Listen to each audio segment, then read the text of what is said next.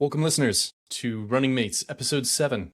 This is our emergency podcast pertaining to the current Iran war. It is March 4th, 2026, and we are coming to you on day 4 of the current war engulfing the Middle East between the United States, Iran, and Israel. We're going to do a brief overview of events occurring in the last few days and weeks, the main points of contention in the battle space, outlook for the near-term future, and possible scenarios and outcomes. Well, folks, President Trump pressed the big red button that no other president was dumb enough to press. It's really as simple as that, and so far it's the worst case scenario for modern war planners as far as what total war in the Middle East could look like.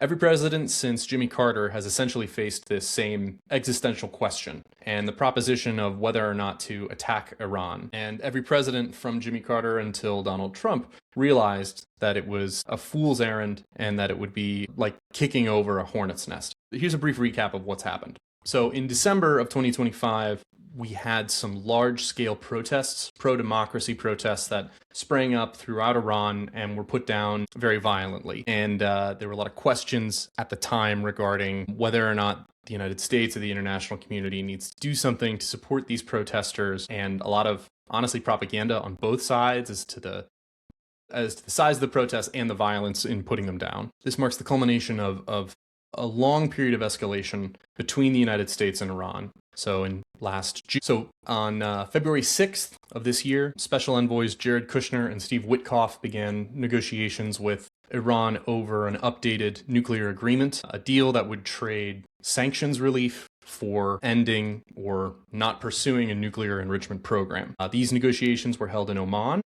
And while this took place, the United States continued to build up its fleet in the Mediterranean and the Middle East and move its naval resources to its bases throughout the Middle East. Last Saturday, February 28th, the United States and Israel began a bombing campaign in Iran and killed their supreme leader, Ayatollah Khamenei, as well as their top military commanders, including their Minister of Defense, Chief of Staff of the Iranian Army, top commander of the Iranian Revolutionary Guard Corps, or IRGC, and their top naval commander. So since then, in 4 days, bombing has been continuous, with over 1,700 individual targets by combined United States and Israeli air forces. It's been more or less continuous, targeted, and as of today, less targeted using dumb bombs or gravity bombs in Iran to cause as much destruction as possible. In return, Iran has reacted in the most extreme way possible that anyone could have planned for, and has begun a campaign of sending their attack missiles, their ballistic missiles and drones, not only to attack Israel and United States forces, but also all throughout the Middle East, even to what you might consider neutral countries, including the United Arab Emirates, Saudi Arabia, Qatar, and Bahrain. The United States decapitation strike against Iranian leadership is really unprecedented in the modern age, and to do so while negotiations were still ongoing, and according to Omani sources, those were the hosts of the negotiations, were progressing pretty well. So it's an act of perfidy, as they call in wartime. War by deception and deceit and treachery that, has roots not just in the post-1945 world order, but even stretching back into antiquity. That the states and the countries, how they interact with one another, this is just not done. The states and countries do not interact with one another in this way in a time of conflict. So it really is beyond the pale of what is expected, even between mortal enemies. So Iran is not only attacking U.S. military forces and military installations and Israeli military installations, they're also attacking key energy infrastructure and economic infrastructure throughout the Middle East. So Dubai is being bombed. Drones have attacked luxury hotels in Abu Dhabi, Riyadh, Dhahran, Manama in Bahrain. There have been attacks on key Saudi oil facilities, as well as liquefied natural gas facilities in UAE.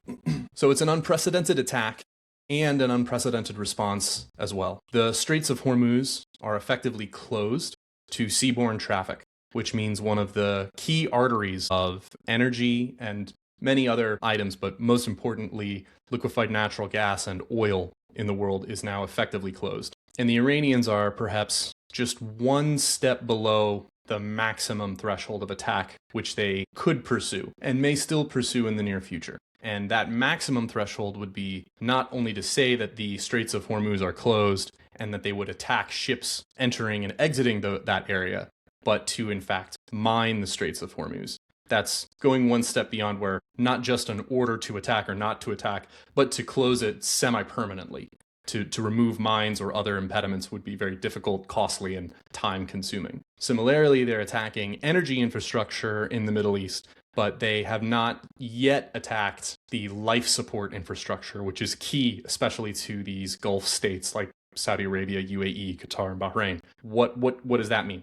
That means water desalination plants and then other infrastructure related to habitation, food and resources, and especially water. So probably the maximum pain that they could inflict on these Gulf states would be to destroy that infrastructure, and then all of a sudden you could have very quickly widespread drought and famine in these regions, and you'd have a mass exodus of the people who live there. So in short, this is very, very, very serious, and I will say unequivocally, this was an incredible blunder by the Trump administration, by Donald Trump himself. This is the result of the imperial hubris of the Trump administration. I think the consequences are starting to unfold in front of our very eyes, and we're starting to see a lot of very important people, both in the administration and outside of it, panic as we see what we've just started. So taking a slight step back here, I want to give some context to the location and what people are saying in the media as it relates to this conflict. So specifically, and I just mentioned it a second ago, what is the Strait of Hormuz? What area in the Middle East are we talking about? Where are things happening, and how is that important? So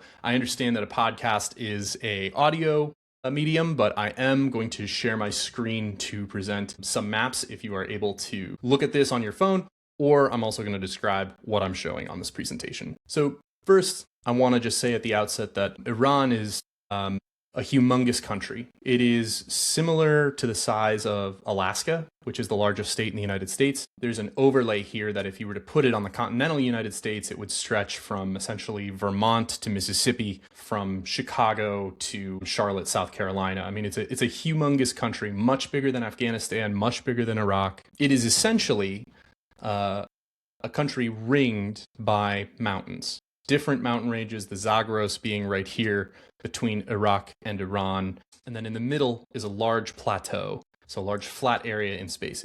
It is easily defensible. It's a very, very difficult place for another country to invade or conquer. It is incredibly mountainous. There are harsh deserts in the south. It is a different animal altogether, as I said, from Iraq and Afghanistan. Also, it is a country of 90 million people.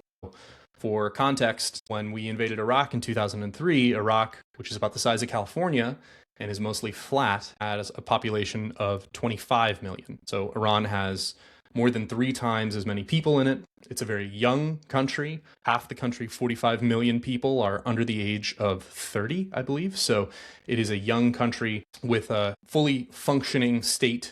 So ultimately, they have about 1 million people who can take up arms to defend their homeland. Also in this map, you can see the Strait of Hormuz. So this is a key route for all global oil transport. And it's basically the point at the top of the Arabian Peninsula, and it sticks into just underneath Iran. And this is like a corridor. So it's a passageway where all of the oil that is extracted in Iraq, in Kuwait, in Saudi Arabia, all is loaded into oil tankers, and they go from here in the Persian Gulf through the Straits of Hormuz and then out to the wider world. More so than oil, which is refined and turned into gasoline. Qatar, UAE, and Oman are also major extractors of liquefied natural gas, which is used to heat your homes and is also used for energy around the world. And that also passes through the Strait of Hormuz. And then here is sort of a close-up shot of the strait itself,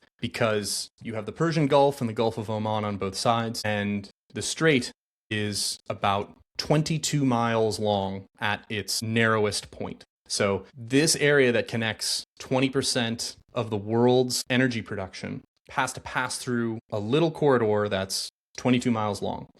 22 miles is enough that you can see the other side on a very clear day, and ships that pass through can be targeted by missiles, drones, artillery, mortars. I mean, it's something that can be closed very easily by any group that is holding one or both sides of the land on either side of this strait. So a final slide here that also just shows the same area in context. You can see that the Strait of Hormuz, which controls, 30% of global seaborne oil trade, 20% of global liquefied natural gas trade passes through this strait. Now, most of this actually goes to Asia. A significant majority of it goes to India and China for their purposes. The United States, we have energy independence. Most of the oil that is turned into gasoline that you're putting into your car, that's actually coming from the United States. So the immediate effects of the strait being closed are going to be felt in Asia first before it cascades as the price of oil increases so much. So we might not feel it in the United States today, but they're already feeling it in India and in China today. They're especially feeling it in Asia. And what I like about this map, I also want to point out is as this conflict continues and spreads, not only do you have a possibility of the Strait of Hormuz being closed, but the Houthis, remember them, the Houthis in Yemen could also try and close the other side of the Arabian Peninsula, which they were able to do about a year ago. That is called the Bab el-Mandab, and that is on the other side of the Arabian Peninsula. So Strait of Hormuz sort of on the top, the Bab el-Mandab at the bottom. It's sort of like the Arabian Peninsula jutting out and almost touching the continent of Africa. Now, if that happens and shipping through that area also becomes constrained, that will heavily affect energy prices and gas prices in Europe, which is really significant because as Europe is trying to not use energy and oil from Russia, they've had to pivot and take on more LNG from Oman and Qatar. So this just has the chance to cascade into a truly, truly catastrophic problem. So how did we get here? Why did this start? Why now? I think it's a combination of factors. First and foremost, Donald Trump is looking at a really, really bad midterm election and is very close to the effective end of his presidency. So in his lame duck period, which I believe he's been in really since the middle of last year as his poll numbers have collapsed, has struggled to remain relevant and do things that are going to burnish his legacy. And for most presidents, when they are in this period and they start looking at what's within their control, the answer is usually in foreign policy. So foreign policy is something that is almost totally ceded to the executive in the United States. And it's one of the few levers that Trump can pull unilaterally without much pushback from any other elected officials, or really without any say from the American people. And that's exactly what has happened. But it's also what happened a few months ago in Venezuela. So combined with this search for a win that Trump has been desperate for, he also had the resounding success of the kidnapping operation to arrest Nicolas Maduro and abduct him into the United States. So that operation, which was a resounding success for Trump, breeds the kind of hubris that makes people think that they can do anything or anything is possible. And it's very clear from the statements made on Saturday and Sunday, although not anymore, they thought they would kill the Ayatollah and then immediately the Iranians would capitulate. And then similar to Delcy Rodriguez in Venezuela, they would surrender all of their arms and seek an agreement that would prevent further decapitations among their leadership.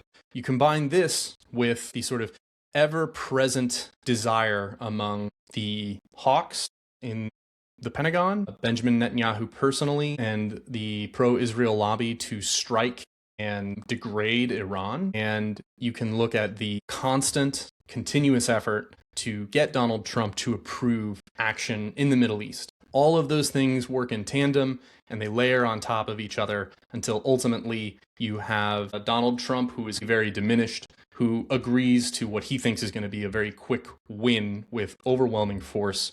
However, Iran is not Venezuela, and this situation is not a quick get in, get out that they were able to do in Latin America. In fact, it is just so much worse. Instead, the USA, through treachery and deceit, killed not only the current leadership, but also potential successors and other compradors within Iran in the first 48 hours of this war, and has unleashed a conflict that Iran rightfully considers as existential. So from Iran's perspective, they have been negotiating with the United States for over 10 years, beginning way back with the JCPOA in the Obama administration, and have seen every negotiated agreement that they've made with the United States reneged and ripped up. And now they see that not only is further negotiation not an option, but it actually puts them at risk, because while they're negotiating with the US, it's assumed that the US is not going to actively try and kill them. So now they see that they're in an existential conflict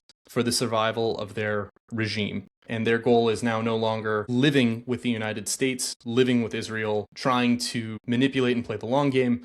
They now see they're in a fight to the death. There's also a gross misunderstanding of Iran and how that country operates. I think because major policymakers have been steeped within the sort of hawkish anti-Iran stew that pervades Washington and Tel Aviv, and the propaganda that many people, myself included, you the listener probably hear about how Iran is an evil dictatorship, how it's a vile theocracy, how it punishes its own people, how it's a great exporter of terrorism, and all of these other things lead many policymakers to think that they really are evil, weak, and diminished, and that they would be cowardly in the face of overwhelming American and Israeli bombs. However, I think that's a gross misunderstanding of the country itself, and that begins with the killing of Ayatollah Khomeini. So we killed the Ayatollah, the supreme leader, but that's not the same as killing a dictator, like killing Saddam Hussein or Osama bin Laden.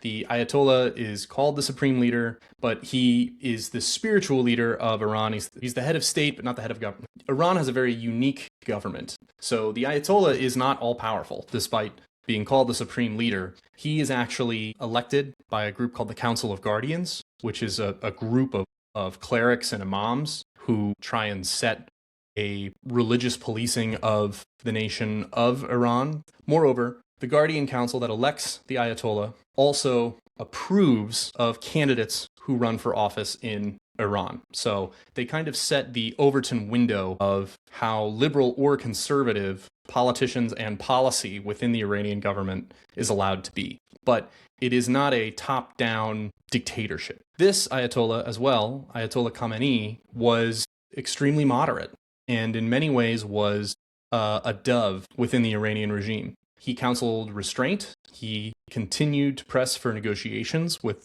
the United States, with the EU, and probably most importantly, he issued a fatwa, or a religious edict, that prohibited procuring nuclear weapons. So when you see on the news how this is all about preventing Iran from getting nuclear weapons, especially when Benjamin Netanyahu is coming out and saying Iran is so close to creating a nuclear bomb, something he's been saying for over 30 years, the Iranians themselves say that they were not pursuing that because they were not allowed to by the Ayatollah. So in killing the Ayatollah, I think you can liken this to killing the Pope in the Vatican during Lent. Ayatollah Khamenei has now been made into a martyr. I think for most Iranians, many of whom who do not like the regime, will now see that they themselves have been attacked, and someone that they didn't like can all of a sudden become a kind of a father figure.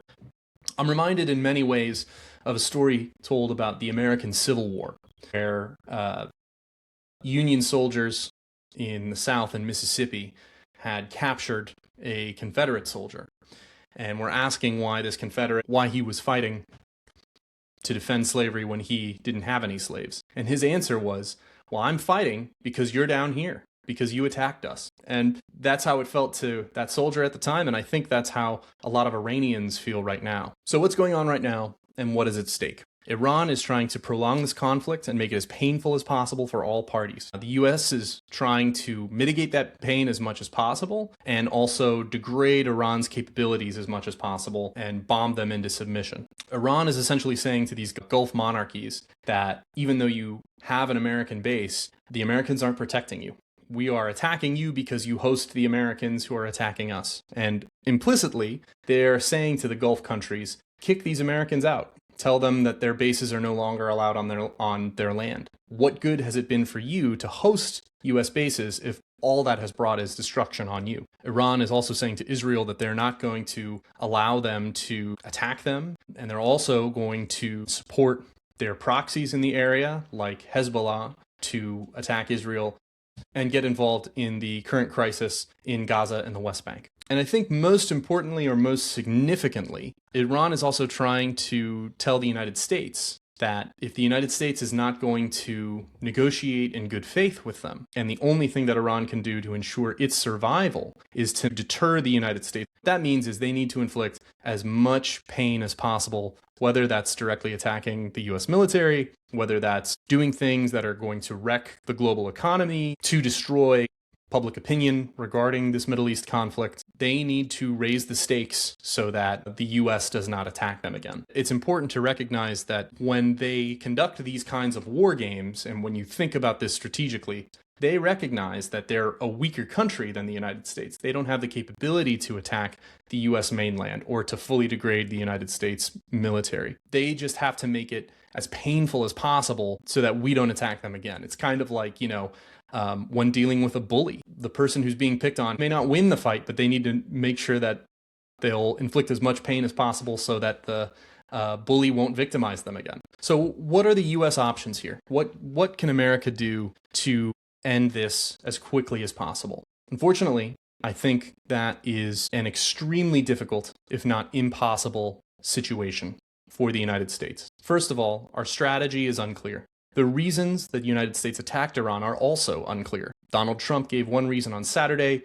Marco Rubio gave another reason on Sunday. The reasons for attacking and the goals for starting this war are already muddled and confused. No country is able to create regime change in another country through air power alone. The US can continue to bomb and destroy Iran for a very long time and kill a lot of people, but the Islamic Republic will likely survive. Furthermore, the United States and our big Navy cannot prevent Iran from closing the Strait of Hormuz. And that is simply because the corridor is too narrow and it is surrounded on three sides by Iranian territory. So unless the United States is going to use ground troops to secure the area around the Strait of Hormuz, and I'm going to show that again. So unless the United States were to invade and occupy this area by Bandar Abbas of southern Iran and ensure that missiles, drones, and artillery were not used to affect global shipping, then it is unfortunately in Iran's power to maintain the closure of the strait. And I'll say, as of today, again, Wednesday, March 4th, Iran has not mined or closed the strait in a way that is irreparable, but it has declared that the strait is closed. Normally, 80 oil tankers pass through that strait every day to keep the global economy ticking. On Monday, 2 tankers went through. Yesterday, Tuesday, 1 oil tanker went through. And as of 4 p.m. on March 4th, 0 tankers have gone through the strait. And then beyond that, all that's really needed to ensure that oil prices stay high and energy markets are crippled is if the large insurance companies that underwrite these oil companies and these oil tankers will not secure them if they go through that passageway. The United States is able to project its power almost anywhere on the planet, but at least at this very small point of geography on the map, Iran has the upper hand. Unless the United States wants to invade Iran with ground troops and secure that area indefinitely. For the Gulf monarchies, so Saudi Arabia, UAE, etc., this also may become an existential fight if it has not already become one. Israel wants to gain hegemony over the Middle East. They don't want an Iranian power anywhere close to them that can threaten them with ballistic missiles. They don't want Iran to continue supporting Hezbollah or other states and or groups in the Middle East that they are in conflict with. And the Gulf probably sees the survival of their regimes on the line as well. They need to keep the energy corridor open. They need to maintain their grip on power. And they're very, very fragile. Destruction or the threat of destruction of their kingdoms, of their emirates, could force them to kick the United States out. I mean, that's a solution that I think Iran is aiming for, that They're saying, well, if we can keep lobbing our missiles into Saudi Arabia and into the UAE, and we tell them that if the Americans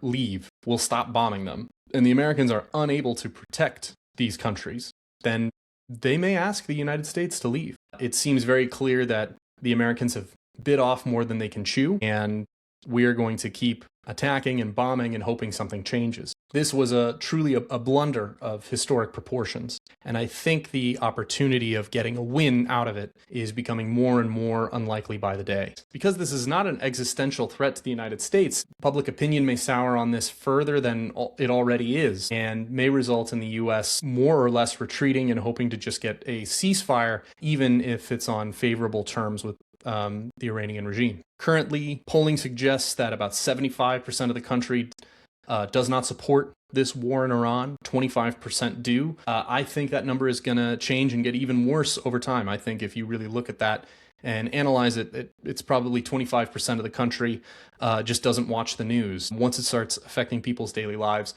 they're going to get a lot more vocal about how much they dislike this conflict in the Middle East. So the Trump administration has stated that they wouldn't mind regime change, but they're not actively pursuing it, and that leaves open the possibility of a regime collapse. That appears to be the primary goal of Israel in this conflict. What they would like to see is Iran fall into civil war, and that civil war would occur on ethnic lines. So I've pulled up a map here, again, audio medium, but using a visual aid, that you can see that it is the Islamic Republic of Iran. It is not the Islamic Republic of Persia. Persians are an ethnicity within Iran. They're a majority, making up that highland plateau, but they are surrounded by several minority groups, some of them large. There's a large Azeri population, Kurdish population, and then Baloch population that has some contiguousness with a Baloch population in Pakistan. While Donald Trump may not care for regime change or for regime collapse, if such a conflict were to start and Iran were to turn into a failed state like Syria or Libya, it would be a disaster 10 times larger than anything we've seen in the last 20 years. So in Syria, where there was a brutal civil war on ethnic and religious lines, you can imagine that, except in a much larger country that has more people, has more armaments, and would create both a humanitarian and refugee crisis that would be much, much larger than what we saw in the Syrian civil war. So that's where we are currently in the Middle East. We are going to see probably more blustering and blundering from the Trump administration as they try and pull some kind of win or something that they can say as a win before they retreat. Iran is not Venezuela. Even if the U.S. were to pull its fleet back from the Middle East and from the Mediterranean, outside of Iranian range, that still leaves American bases all through the Middle East at a tremendous cost, vulnerable to attack. So this could be a watershed moment in world history that we're looking at. I would not put it past the possibility that this reflects a tremendous change in American power globally and American force projection in the Middle East. But there is definitely going to be a lot more to see coming up. Stay tuned with the Running Mates, and we'll be back soon with more interesting takes and interviews. Thank you again for joining. Bye-bye.